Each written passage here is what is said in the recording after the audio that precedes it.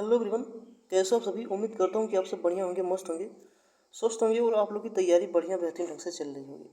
मेरे भाई, जैसा कि हम सभी को मालूम है कि आरआरबी एनटीपीसी यूजी लेवल का जो एग्ज़ाम डेट्स है वो अनाउंसमेंट तो हो चुका है और इसके एग्ज़ाम्स जो हैं वो 13 जून से स्टार्ट है। ठीक है, और इसके पहले भी 7, 8 मतलब 3 दिन में एग्ज़ाम हुआ है, जो कि 7, 8 और 9 मई को हुआ। ठीक है, 7, 8 और 9 मई को हो चुका है और इसके बाद अगला एग्ज़ाम है जो हमारा 13 जून से स्टार्ट है। ठीक है, ये 13 जून से स्टार्ट है। और ऐसे में मेरे भाई, आरआरबी एनटीपीसी चाहे ग्रेजुएट लेवल हो या अंडर ग्रेजुएट या 12th लेवल का, मतलब उसमें जीके जीएस काफ़ी रोल प्ले करता है। जीके जीएस से जो है मेरे भाई 40 क्वेश्चन आते हैं और ऐसे में जीके जीएस को कवर करना काफ़ी इम्पोर्टेंट होता है। तो मेरे भाई, आज के इस वीडियो में आज हम आरआरबी एनटीपीसी जो यूजी लेवल का हमारा एग्ज़ाम होने वाला है 13 जून से, उससे रिलेटेड हम इस वीडियो में कुछ ऐसे इंपॉर्टेंट क्वेश्चन को लेकर आया हूँ जो एग्ज़ाम की दृष्टि से काफ़ी महत्वपूर्ण होने वाले हैं। और मेरे भाई, मैंने इस वीडियो में जो है बहुत ज़्यादा डीप वाला नहीं लाया, बस इम्पोर्टेंट और छोटा छोटा जो हमारे एग्ज़ाम की दृष्टि से मतलब इम्पोर्टेंट भी हो और ज़्यादा हमारा टाइम जो है वेस्ट ना हो। ठीक है, तो इस वीडियो में हम बस इम्पोर्टेंट ही टॉपिक को लेकर आया हूँ और ये सभी टॉपिक जो थ्योरी वाइज है। ठीक है, और ये थ्योरी वाइज सीरियल वाइज से हैं ताकि हम एक एक टॉपिक को बारी बारी से क्लियर करते जाएंगे। ठीक है, तो चलिए वीडियो को शुरू करते हैं, ज़्यादा ना लंबा करते हुए। तो वीडियो की शुरुआत देखिए सिंधु घाटी सभ्यता से सबसे पहले होती है। ठीक है, बात करें सिंधु घाटी सभ्यता, तो हमारी सबसे विश्व की प्राचीन नगरीय सभ्यताओं में से एक है। जो हमारी सिंधु घाटी सभ्यता है ये विश्व की सबसे प्राचीन नगरीय सभ्यताओं में से एक है और इसकी खोज जो है 1921 में हुई थी। ठीक है, और जो हमारी सिंधु घाटी सभ्यता है इसमें जो हमारे दो मुख्य स्थल खोजे गए थे। पहले जो खोजा गया था वो हड़प्पा खोजा गया था, हड़प्पा सभ्यता, और इसके खोजकर्ता जो थे हमारे दयाराम साहनी जी थे। और इसके बाद हमारा जो मोहनजोदाड़ो की खोज हुई थी, और मोहनजोदाड़ो की खोज जो है राखलदास बनर्जी जी ने की थी। इसको आप याद रखिएगा।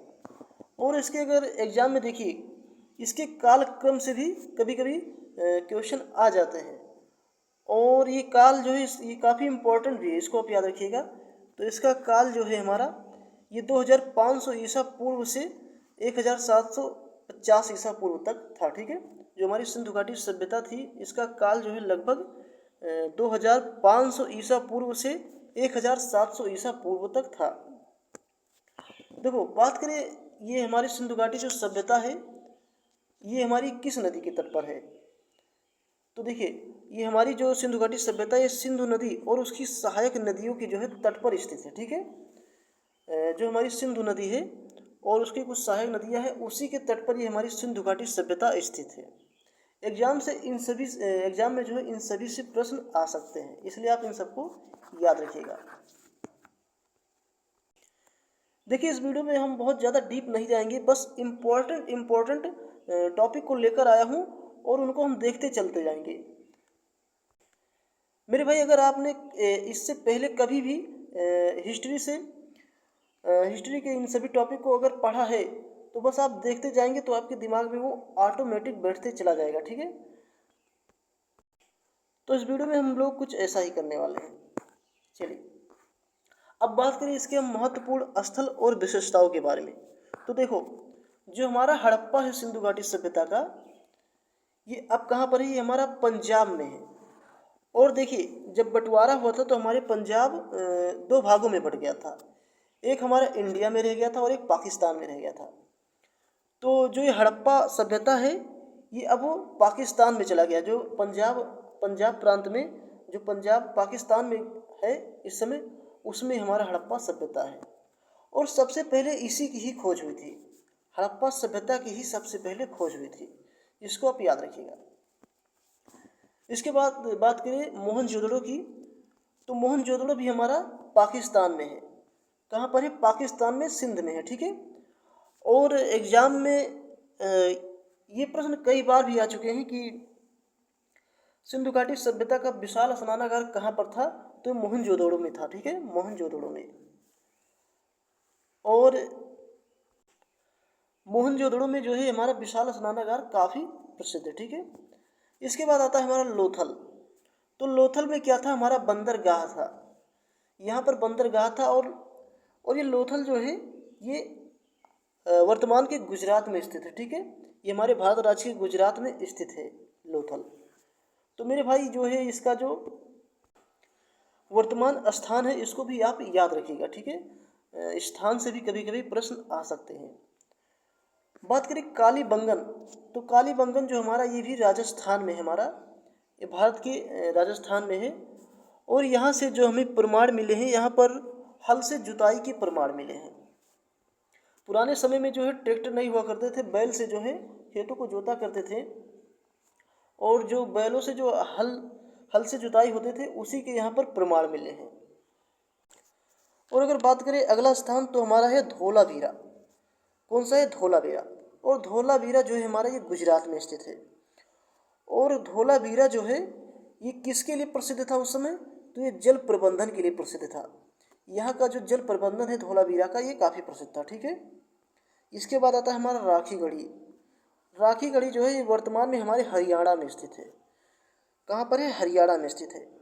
और राखीगढ़ी जो है ये हमारी सिंधु घाटी सभ्यता का सबसे बड़ा स्थल था। एग्जाम से क्वेश्चन बन सकता है कि सिंधु घाटी सभ्यता का सबसे बड़ा स्थल कौन सा था? तो राखीगढ़ी था, राखीगढ़ी था। और ये कहाँ पर है? हरियाणा में स्थित है। चलिए, अब इसके कुछ मुख्य विशेषताएं हैं, देख लेते हैं। देखो, सिंधु घाटी सभ्यता की जो विशेषताएं हैं, तो यहाँ पर जो हमारा नगर था ये काफ़ी सुव्यवस्थित था। नगर योजना जो था काफ़ी सुव्यवस्थित था। और यहाँ पर पक्की ईंटों के मकान थे। जैसे आज के ज़माने में पक्की ईंटों के घर हुआ करते हैं, ठीक उसी तरह उस ज़माने में सोचिए पक्की ईंटों के मकान हुआ करते थे। और नालियों की भी व्यवस्था हुआ करती थी। और इसके अलावा व्यापार भी विकसित था काफ़ी। सिंधु घाटी सभ्यता के समय जो है वहाँ पर व्यापार भी काफ़ी विकसित था। और यहाँ पर मातृ देवी की पूजा की जाती थी उस समय मातृ देवी की पूजा की जाती थी। और इसके अलावा जो है हमारा पशुपति शिव जैसी मुहरें भी मिली हैं। देखिए भाई, एग्जाम में मुहरों से भी प्रश्न आ सकते हैं, तो आप इसको याद रखिएगा कि जो सिंधु घाटी सभ्यता से मुहर कैसी मिली है, तो ये हमारी पशुपति शिव जैसी मुहर मिली है। ठीक है, इसको भी आप याद रखिएगा, पशुपति शिव जैसी मुहरें मिली हैं। चलिए देखते हैं एनटीपीसी में कैसे प्रश्न आते हैं। तो देखो, प्रश्न है कि विशाल स्नानागार कहाँ मिला? तो हमारा आंसर क्या हो जाएगा? मोहनजोदड़ो।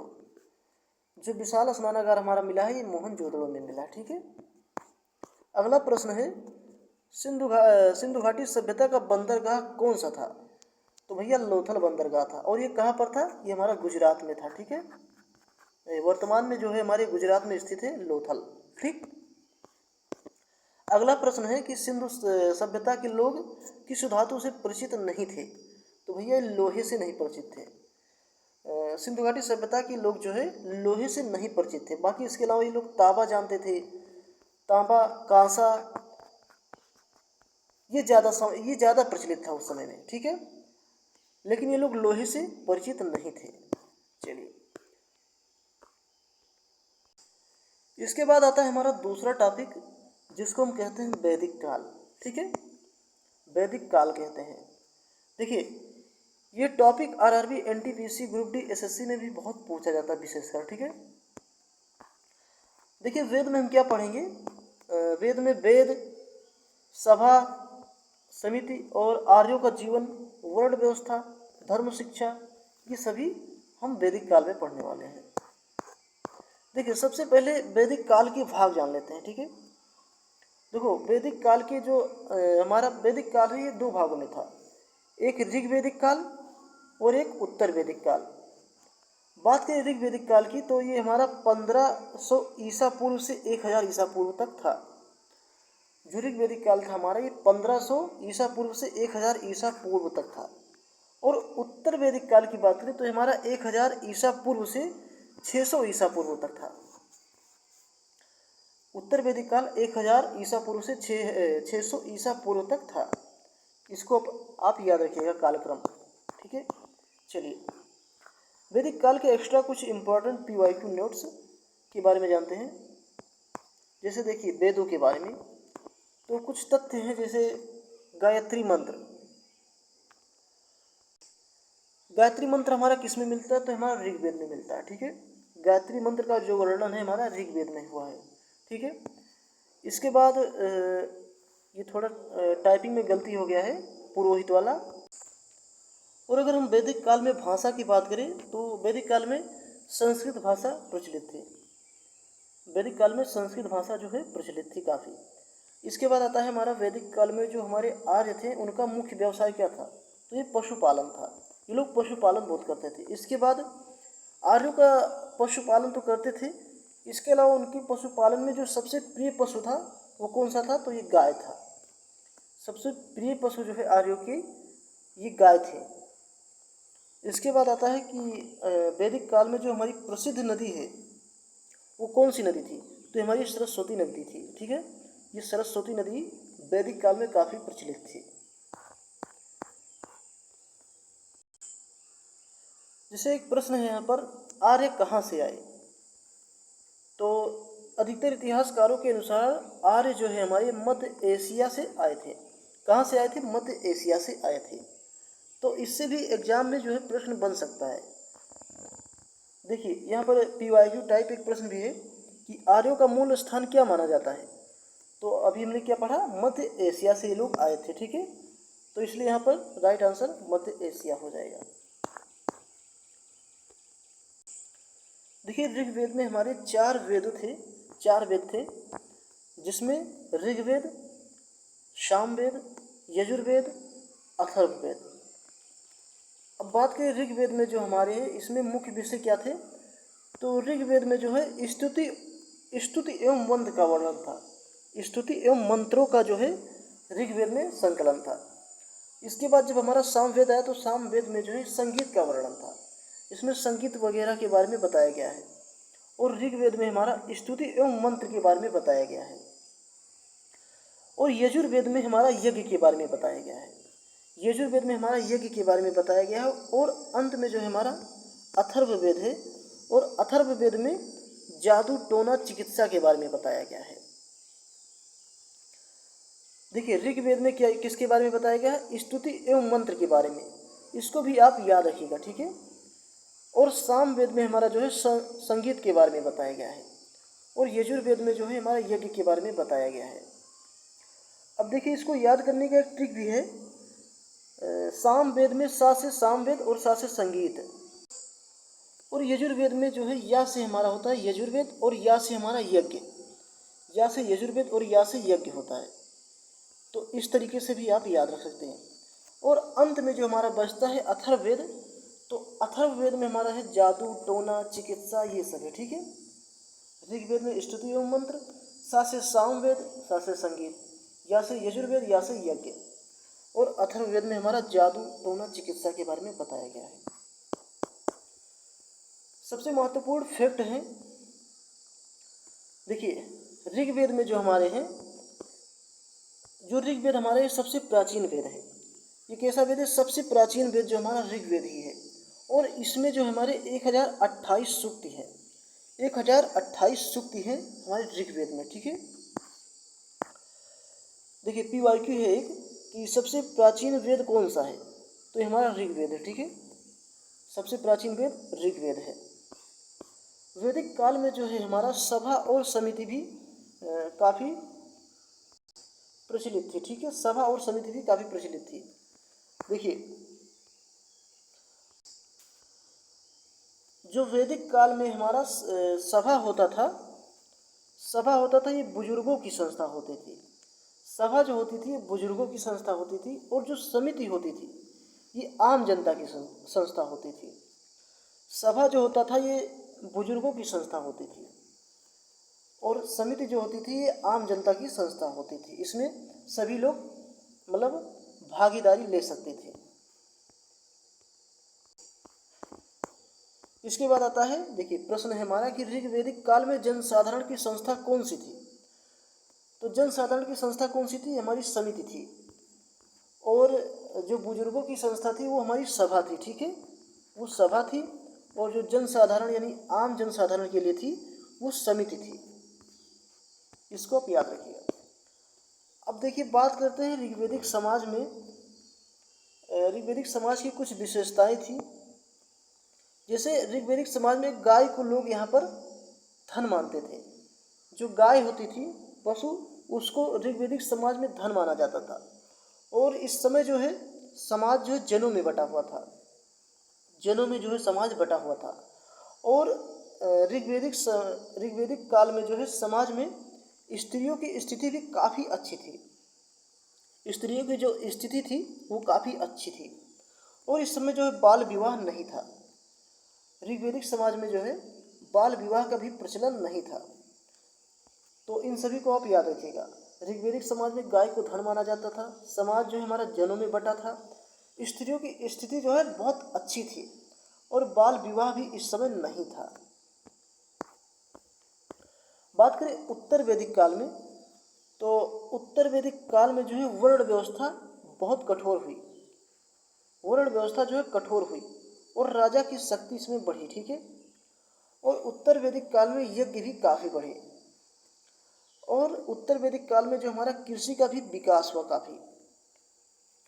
तो आप इसको भी याद रखिएगा। उत्तर वैदिक काल में जो है वर्ण व्यवस्था जो है, मतलब जाति वगैरह ये सब इस समय उत्तर वैदिक काल में कठोर हो गई। और राजा की शक्ति भी बढ़ी, यज्ञ बढ़े और कृषि का विकास हुआ है इस समय जो है उत्तर वैदिक काल में। उत्तर वैदिक काल में देखिए वर्ण व्यवस्था की बात करें अगर हम, तो वर्ण जो है हमारा ये 4 वर्णों में बटा। किसमें था, 4 वर्णों में था। पहला ब्राह्मण। ब्राह्मण का पूजा काम क्या था, ये पूजा पाठ करते थे। ब्राह्मण का जो काम था ये पूजा पाठ करते थे। और क्षत्रिय का जो काम था ये युद्ध करते थे। क्षत्रियों का काम था ये युद्ध करते थे। और वैश्य जो होते थे हमारे, ये व्यापार करते थे। और जो शूद्र होते थे ये सेवा करते थे, ये हमारे सेवा करते थे। तो उत्तर वैदिक काल में जो हमारा वर्ण था ये 4 भागों में बटा था। ब्राह्मण, क्षत्रिय, वैश्य, शूद्र, ठीक है, इसको आप याद रखिएगा। और उत्तर वैदिक काल में अगर हम शिक्षा व्यवस्था की बात करें तो इस समय गुरुकुल प्रणाली थी। और शिक्षा जो होती थी मौखिक होती थी। गुरुकुल प्रणाली थी और शिक्षा जो है मौखिक हुआ करती थी। प्रश्न है कि वैदिक शिक्षा की पद्धति क्या कहलाती थी। तो गुरुकुल प्रणाली कहलाती थी। जो वैदिक काल के समय शिक्षा पद्धति थी वो कैसी थी, ये गुरुकुल प्रणाली की थी। देखिए एनटीपीसी में बार बार जो हमारे पूछे जाने वाले प्रश्न हैं कुछ इम्पोर्टेंट। सबसे प्राचीन वेद कौन सा है, तो ये कुछ इम्पोर्टेंट प्रश्न है। गाय को क्या माना जाता था, तो गाय को जो है हमारा धन माना जाता था, ठीक है। और सभा और समिति भी इसमें थी। और आर्यों का मूल स्थान के बारे में भी पूछा जाता है एनटीपीसी यूजी एग्जाम में, ठीक है। तो कुछ ऐसे इंपॉर्टेंट है, ठीक है, आप याद रखिएगा।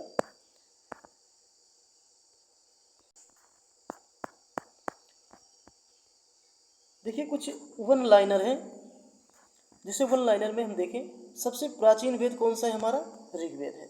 संगीत की बात किसमें की गई थी, शास्त्रीय संगीत, शास्त्रीय सामवेद। यज्ञ की बात किसमें की गई थी, या से यज्ञ या से यजुर्वेद। और जो सभा होती थी हमारे बुजुर्ग लोग करते थे। और समिति जो होती थी ये हमारी आम जनता लोग करती थी, ठीक है। सभा जो बुजुर्ग करते थे और समिति जो है आम जनता करती थी। और इस समय जो गाय को है जो धन माना जाता था, गाय को है जो धन माना जाता था। तो साथियों कुछ टेक्निकल गड़बड़ी के कारण इस वीडियो को यहीं एंड करना पड़ रहा है। इसके अगले वाले वीडियोज़ में हम पढ़ेंगे जनपद हमारा हो गया, महाजनपद, इन सब के बारे में हम पढ़ने वाले हैं इसके अगले वाले वीडियो में, ठीक है।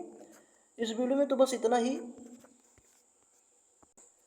क्योंकि कुछ टेक्निकल गड़बड़ी और मुझे लग रहा है कि मेरा जो माइक है ये थोड़ा आज गड़बड़ लग रहा है, इसलिए इसके अगले वाले वीडियोज़ में हम थोड़ा लॉन्ग वीडियो लाएंगे और बढ़िया से अच्छे से इन सभी को हम कवर करेंगे, ठीक है। और मैं कोशिश करूँगा कि इसके अगले वाले वीडियोज़ में आप लोगों को थोड़ा और बेहतर कंटेंट दे सकूँ, ठीक है। तो चलिए आज की इस वीडियो में बस इतना ही। हम फिर मिलेंगे इसकी अगले वाली वीडियोज़ में। तब तक के लिए जय हिंद, जय भारत, वंदे मातरम।